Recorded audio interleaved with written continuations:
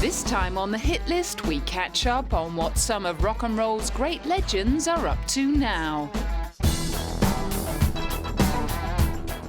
Back in 1967, when a 25-year-old Paul McCartney sang about losing his hair and renting a cottage on the Isle of Wight in When I'm 64, he could have had no idea that the song would come back to haunt him nearly 40 years later, having become the most successful composer and musician in the history of popular music.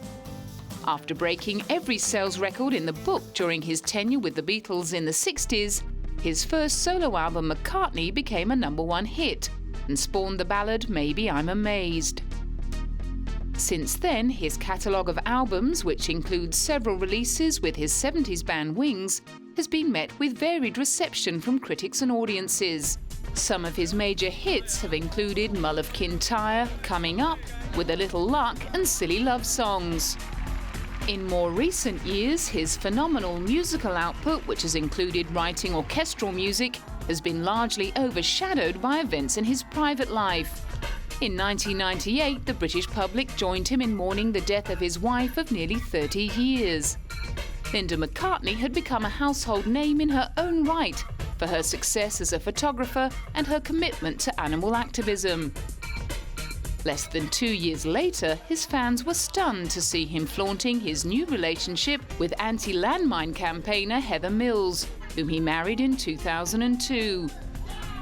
Their acrimonious split 4 years later sparked an even greater media feeding frenzy.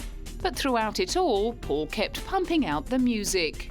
To just have nothing, be sitting here, pick up your guitar, and then after an hour or two, you've got a song. And some people, if it works, are gonna go, I love that one, or whatever, and it's like, wow, yes. It's like baking a great cake or something. Ironically, while the press and British public were wrapped up in the minutiae of his private life, Paul had been getting down to the business of creating another album with the help of producer Nigel Godrich, famous for his work with Radiohead and Beck. I think for Paul, I think he deserves some respect that maybe he hasn't got in recent history, and I would like to see him have that. Chaos and Creation in the Backyard ended up being pronounced Paul's best album since leaving the Beatles. The following year, his devoted fans queued up overnight to meet their hero and score signed copies of his latest classic release, Ecce Cormeum, and a new live concert DVD. We queued last night at 5:30 and slept out at Piccadilly Circus overnight and get to meet Paul today, and it's totally worth it. It's a little chilly, but it's totally worth it. And as far as Paul is concerned, he'll keep going until he's 94. I'll do it as long as they like it and I like it. In April 2009, at the age of 68, Bob Dylan became the oldest artist ever to have an album debut at #1 on the Billboard 200 charts. His 33rd album, Together Through Life, also broke the record for the longest gap between solo #1s in the UK. The last time Bob had topped the charts there was back in 1970 with New Morning. The legendary songwriter, poet and painter's love of performing is completely at odds with his obsession with privacy off stage, which has added to the mystique of the barrier-breaking icon who started off singing folk and blues protest songs in New York's Greenwich Village in the early 60s. The political and social content of his songs and disregard for authority earned him his status as a modern-day prophet, and songs like Blowin' in the Wind, The Times They Are A-Changing and A Hard Rain's Gonna Fall have become anthems. In 2005, Martin Scorsese attempted to capture the many sides of a man who won a Pulitzer Prize for his profound effect on popular music and American culture in a documentary.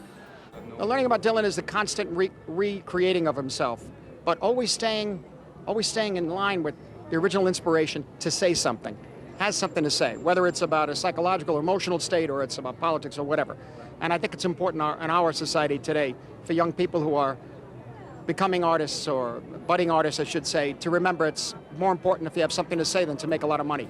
At the premiere of No Direction Home Bob Dylan, fellow film director Jim Jarmusch offered up his tribute. No, I met him briefly a few times. I'm just a big fan of one of the greatest visionary songwriters of the last 50 years. So he's just someone in music history that's so valuable.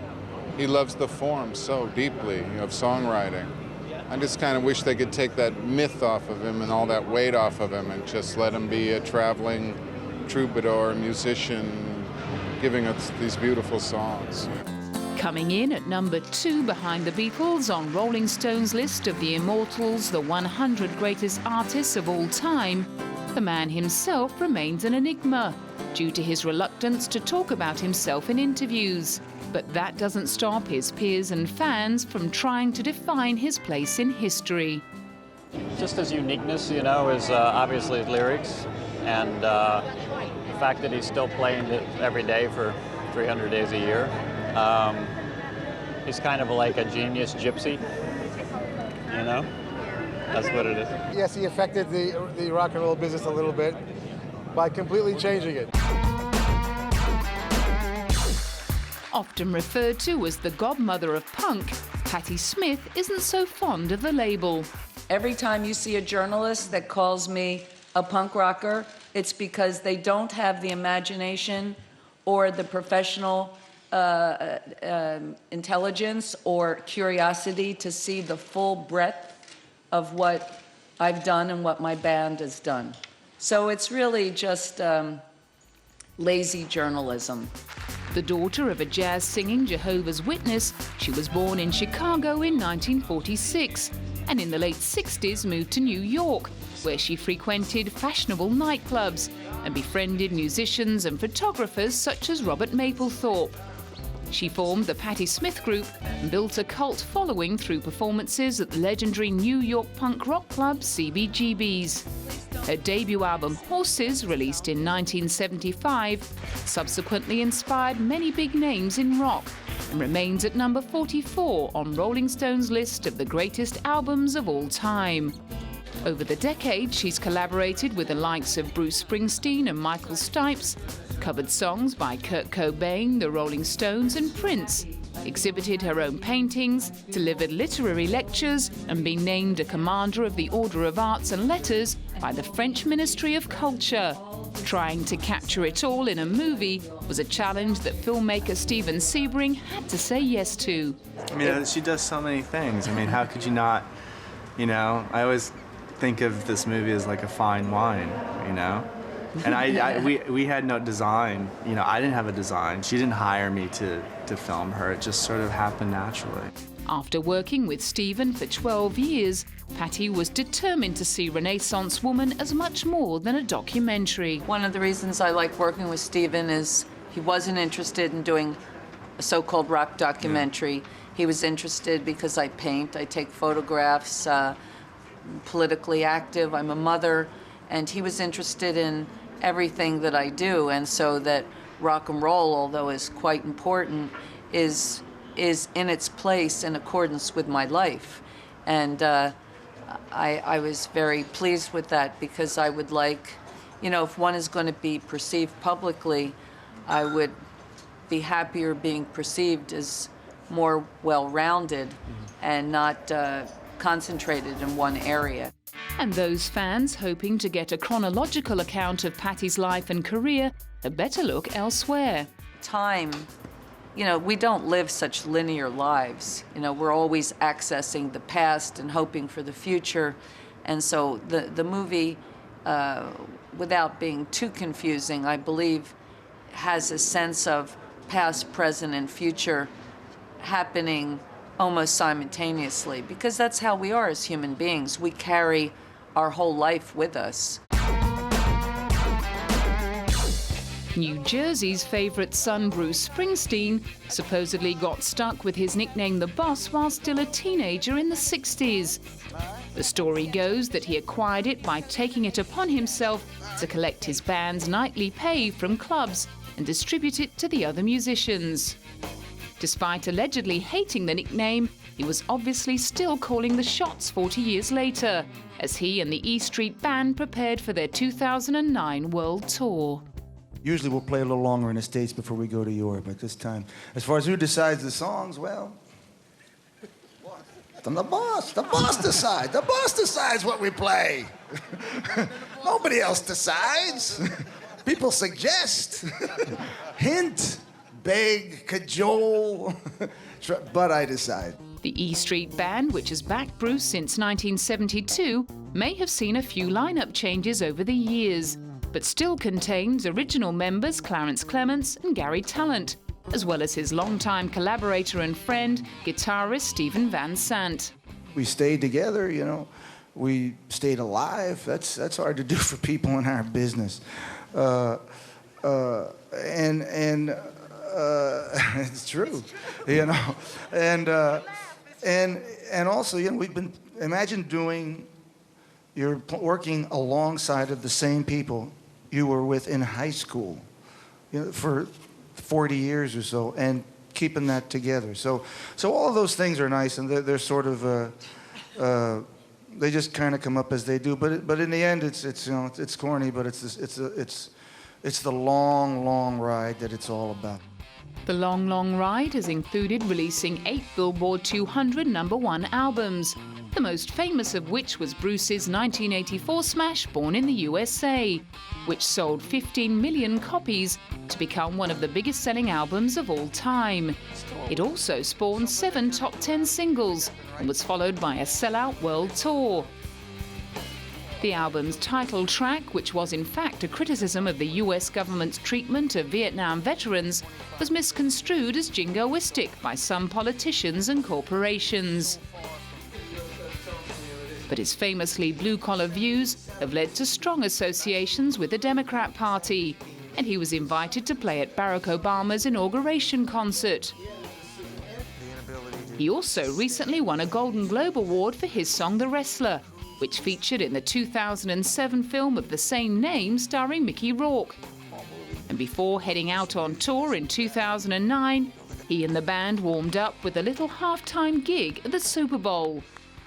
I think that really why we said yes this year, they asked us many times, and was because, one, we have a new album coming out, dummy. Come on, there's a new record in the stores, you know. So it just happened to come out this past week. So we have our mercenary reasons, of course, you know, and besides our deep love of football. Chrissie Hynde, originally from Akron, Ohio, spent most of the 70s desperately trying to get a band together in London.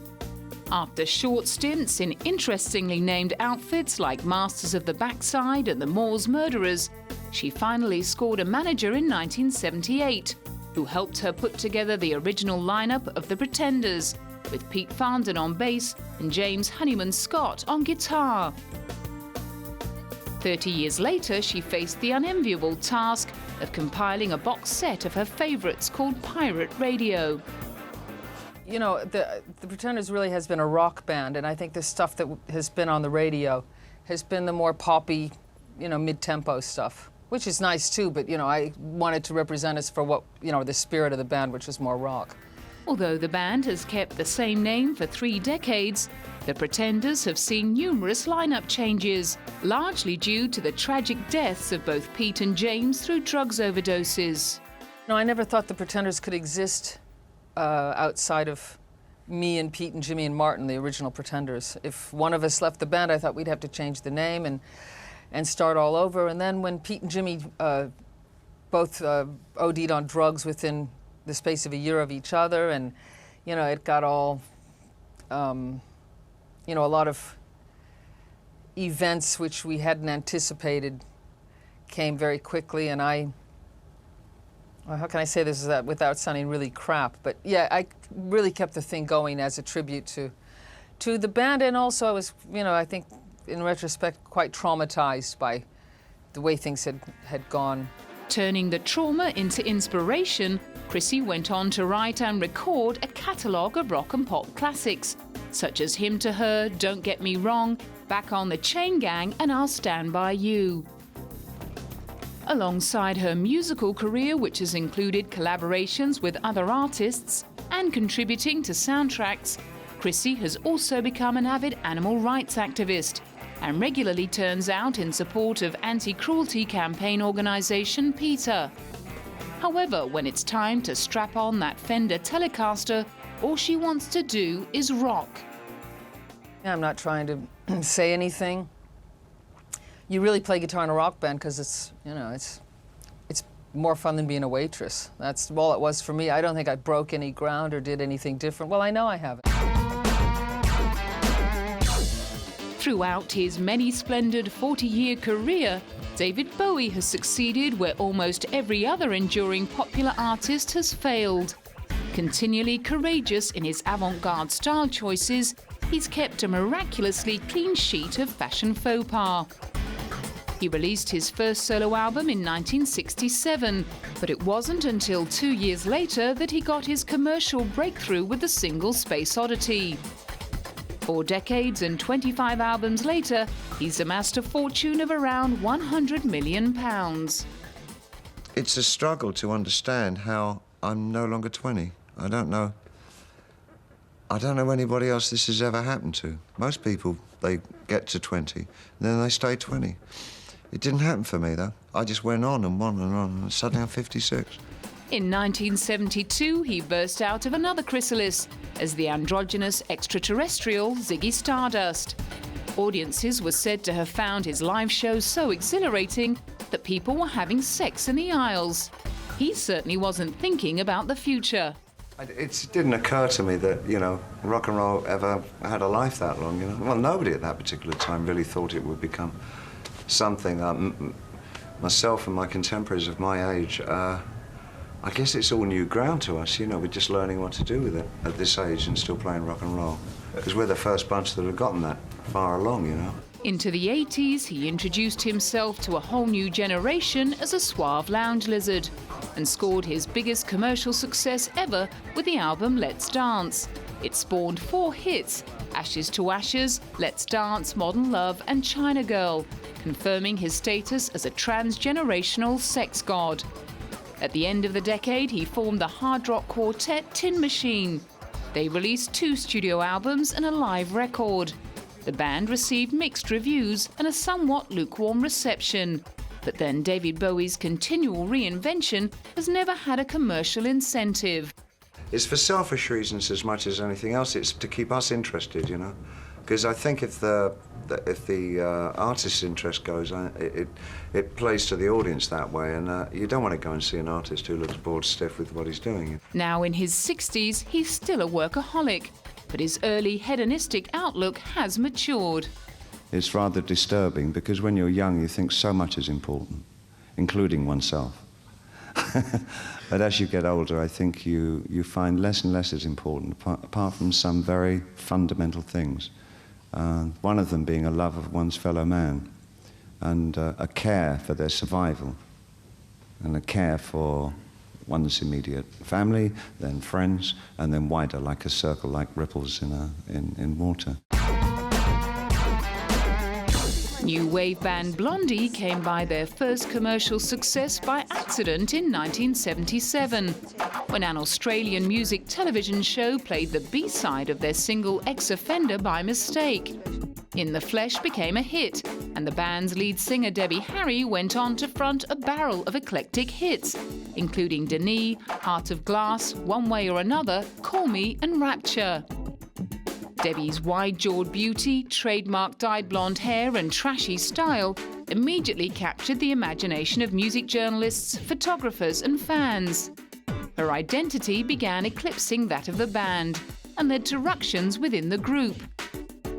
After several splits and shake-ups, only 4 of the band's original members remain.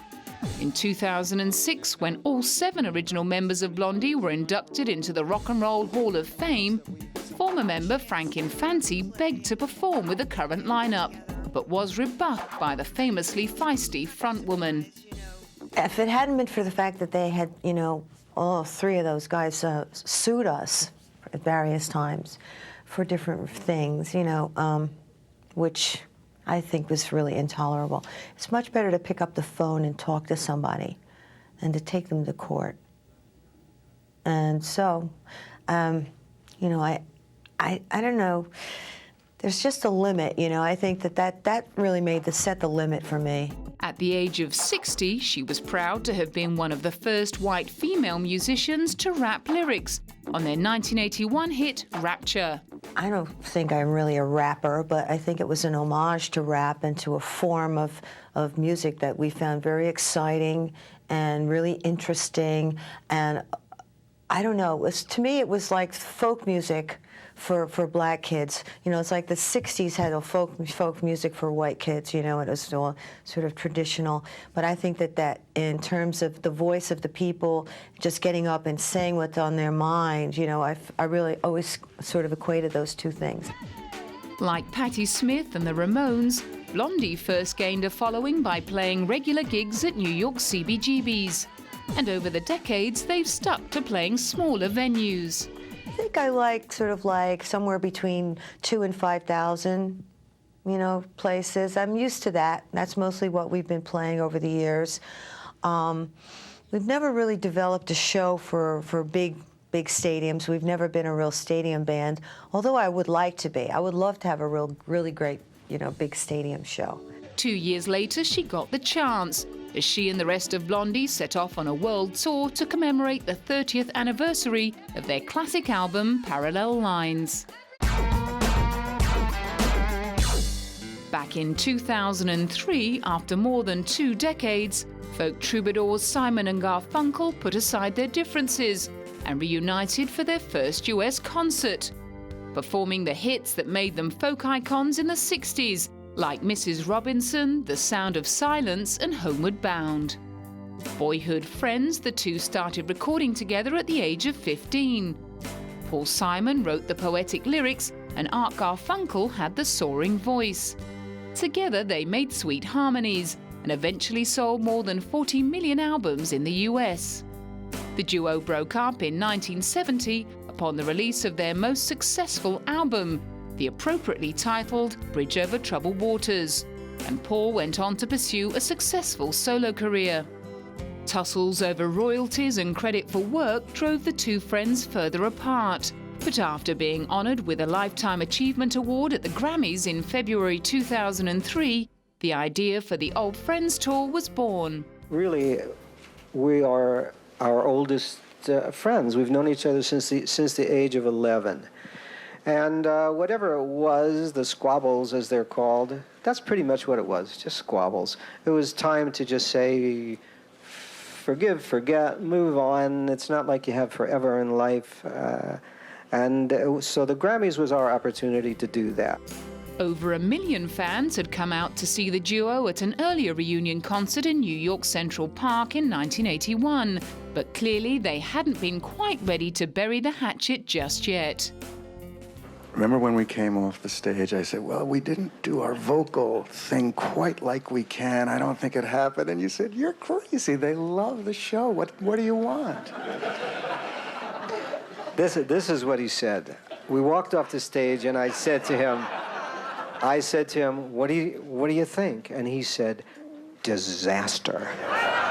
This time round, however, things have been going a lot smoother, with Paul and Art announcing tours of Australia, New Zealand and Japan in 2009.